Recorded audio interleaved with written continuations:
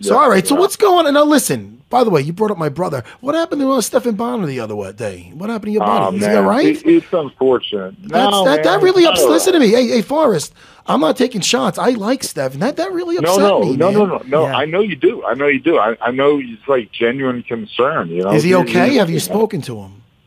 I haven't spoken to him. I've texted a couple times. I don't like seeing him. I don't honestly even know what to say. Yeah. I can say this. I was out with him not long before, and I'm drinking because, it's not a problem for me. Yeah. Or at least it's not yet. Shit, it's like me with Herb. I don't judge you. Yeah, well, he wasn't, and I realized that, okay, cool, he realized he has a problem, but apparently he was drinking, and he's just not a person that should drink because one drink turns into many drinks, I did get pissed, though. They said he had painkillers in the car. It was Celebrex.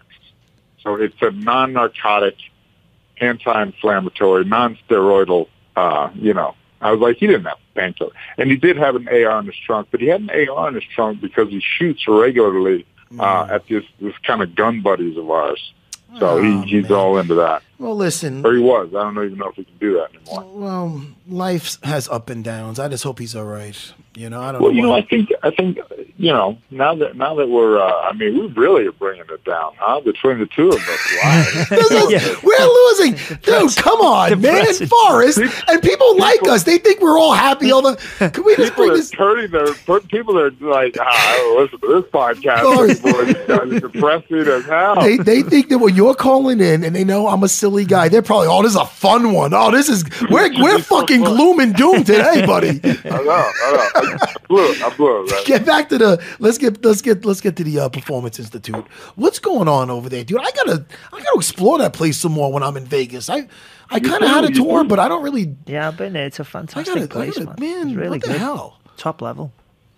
Tell me about what's going on, Forrest. Anything special? The idea is that we want, any athlete in the UFC to come in to bring us what they do for their training, to bring their MMA coaches and training partners if possible, And then once you step foot on the door, it's free. So we're going to tell you, your resting metabolic ratio. So just like what fuel source your body prefers, how many calories you burn a day, just being alive, basal metabolism, just your VO2 max. So not that these things are that important, but they're all indicators of the type of athlete, of the type of, body that you're working with. And that's influenceable to some extent. So the idea is that you come out, you show us what you're doing. We help you plug sports dietetics, strength conditioning, physical therapy, and even sports science or recovery into it. And, from there, the other thing we do that I can't get fighters to do enough is to come out for 2 or 3 days just to do some linear tracking, right? So am I improving? Am I getting worse? So we can tell you what your organism is, your body, whether it is peaking or, in decline.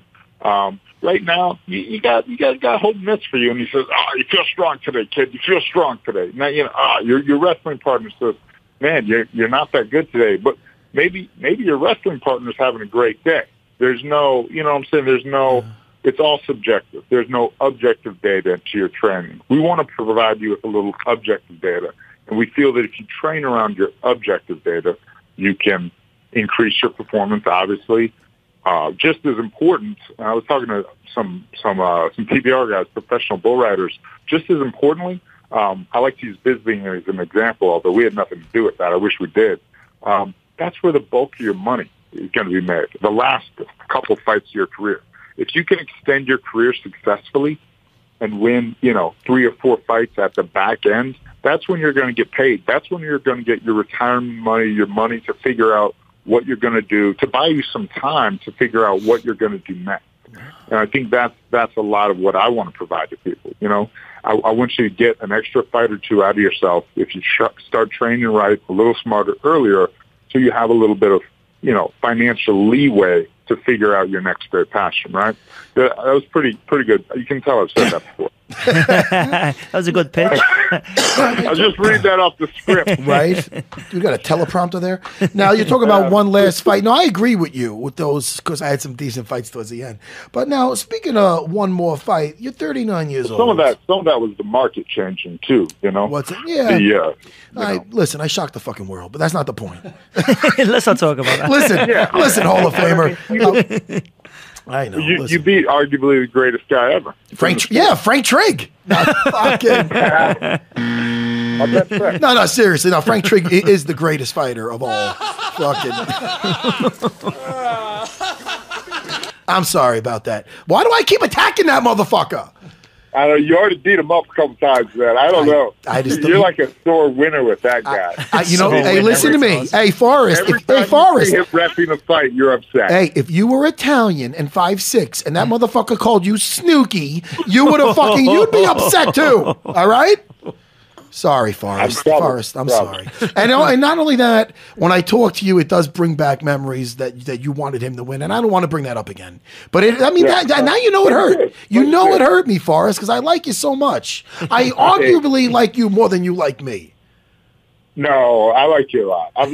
Here's the thing. I've liked you longer than you've liked me. Oh, that's not true. Shit. I do remember the first time we met, though. I know this sounds weird and very whatever, bromance, but I remember the first time you said anything to me. Do you remember that? We were talking about coffee, right? You were having coffee, yes. No, motherfucker. Wait, boo you. Are you saying when I did that show and I came over your house and we did the coffee thing? No. It was way before that. Okay, that's true. We met doing a Spike TV thing. It's not when true. You were coaching the show. You had just finished coaching the show. My feelings are hurt again. Can I tell you when we met? I remember a good compliment. Okay, let's hear it. Let's go. You were drinking a coffee. I was walking past you, and I stopped. Hey, yo, Forrest. And we never met. I just saw you from the show. That's what I seen you from the show. And this was after I lost to Carol Parisian. And you go, hey, what's up, Matt? And you're like, hey, man, great arm lock escape. You said you enjoyed my fight. You gave me I lost. Yeah. I lost. That sucks. But you gave me compliments on the Carol Parisian fight, and you loved my arm lock escape.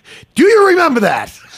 Yeah. Pressure. The Parisian fight was UFC 52 or whatever. The first time I ever saw you fight live. It's true. And I lost. This phone call is full of bad memories. Do you understand? Yeah, it was a great fight, though. I lost some fights that were good fights, though. I'm like, it was a pretty good fight until, it wasn't. Okay. Yeah. Do you remember the arm lock escape? All right, listen, forget about the arm lock escape. Forrest. All right, listen, we gotta go soon. Did you enjoy the fights over the weekend? What the fuck did you think of that finish with the Korean Zombie? I did. You know what, man? Korean Zombie got played a little bit. Yair was a little... Yeah, you notice Korean Zombie was confused with why do we keep celebrating and hugging?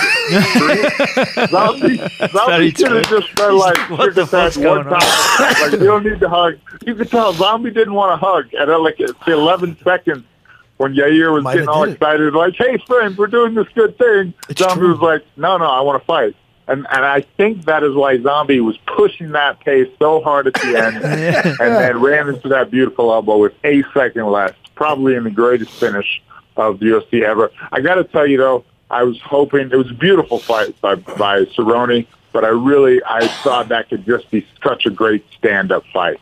Oh, with Cerrone and Perry? Yeah, I just thought that could be the rock'em sock'em of all time. I think it's a good matchup, stand-up wise. And you forget what a beautiful sweep by Cerrone there to hold that arm. And you see Perry didn't recognize that the Cowboy had the arm in time, and then he tried to use the athleticism, and then he got him bottom. Anyway, hey man, he did initiate that takedown. But once he did that, I'm like, he's he got it. But he's crafty on the floor. He's good on his back, Cowboy. Cowboy's got a very well-rounded jiu-jitsu game. Yeah, he's good on top and on bottom. I'm afraid of zero people if I'm cross-side top. Let me put it that way. In MMA. Yeah. You know what I'm saying? Like, I take you down by the lock, cross-side top. I'll take that. In the guard, maybe there's some people I don't love being there, but You know what I find too is it's when you're afraid of someone's guard and you try to pull out. That's when you end up getting in trouble. Yeah, that's if you true. just kind of stay in, the old wrestler, hands on the biceps, occasionally throw an elbow in there, put your head in their chin, pop their elbows back. You can just stay there and be heavy on them and make them tired. And, as they try to maybe, rubber guard you and all that, you can just stay there, push them against the fence and be safe.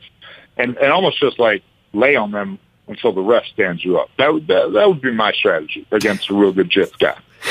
Yeah, I mean, listen, anytime you're in the guard between the legs, there's that, that chance if you're with the wrong guy. Or even if you think you're with the right guy. Just talk to Chael Sonnen and Anderson Silva with that. Fucking laces out moment. Anyway, Forrest, listen, man, I could talk to you all day, Forrest Griffin. But I think we'd be too depressed and end up killing killing ourselves. Hey, you want to get more depressed? What are you weighing right now? Hey, listen, motherfucker, I'm going to get happy. I'm going to get happy because I got people to witness this. I am under 200 pounds. I am like 195, 196. I have been not gluten-free, but light on the gluten. On the gluten. Listen, last night, you brought this up. Now you got to hear it. Last night we got Italian food, Forrest, at the Serra household. I had a whole pie for myself. Yeah, a personal gluten-free pie is what I had at my Damn right I'm clapping. Damn right I'm applauding. Yes. I did the right thing. And then you know what I get? Because you asked, I got the veal. Now, you're thinking veal palm fried. Fuck, Forrest, you asked about this. Forrest, don't you hang up. You better listen. Forrest, you thought Shaquille was heavy. Listen to me. Listen. I got the veal and I got it baked. All right? Not fried. And then I get it dry. I don't get no sauce on it. A little mozzarella cheese. All right, listen, Forrest Griffin, thank you so much for calling. You tried to get a zinger at the end, but fucking touche, I got abs, motherfucker. No, it's not that. So I was going to see if you were, I was thinking that you might actually be heavier than me because I'm actually depressed because I've lost like 15 pounds. Oh, you're one of those guys that have to eat to be heavy? My joints are too garbage to do the thing where you lift weights in a repetitious fashion and attempt to gain muscle. So I don't really do that anymore. How much you weigh? I like 218, 217, but that's less than my junior year of high school. Can I be honest with you? Before I lost the weight, we would have been the same weight. Wow. Because I was walking around. That's how I normally would walk around. Hold on. Look, I'm sitting down, Jamie. Oh, shit. Oh, yeah. That's right. You hear what he said? I got some fucking abs, motherfuckers. All right. Now I'm happy.